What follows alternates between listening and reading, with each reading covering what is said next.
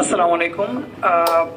সম্ভবত আপনাদের প্রোগ্রামটা দীর্ঘ হবে এবং সবাই টুকটাক বলবে, তো এই জন্য আমার কথা দীর্ঘ না হয়, আপনাদের ধৈর্যচ্যুতি না ঘটে, সংক্ষেপে কিছু বলবার চেষ্টা করা।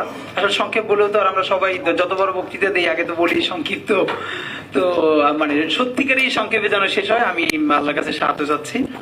তো প্রথম কথা হলো যে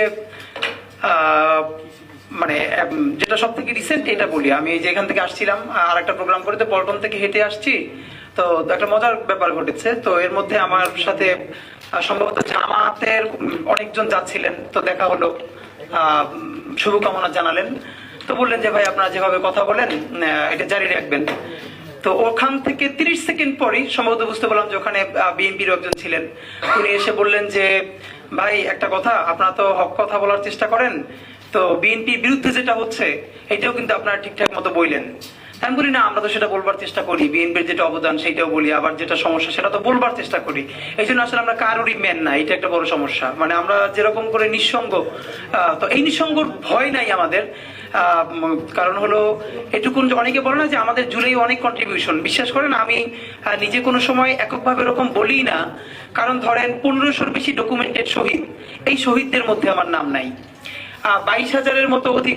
গতকালকে ঢাকা বিশ্ববিদ্যালয়ে নামাজ পড়ে বেরোচ্ছি, তখন একটা হাফেজ টিআরটি ওয়ার্ল্ড ওর একটা ওর উপরে ডকুমেন্টারি করছে, দুটো চোখই নাই, ছেলেটার বয়স 22 বা 23 বছর, তো নাম শুনে জড়ায় ধরেছে।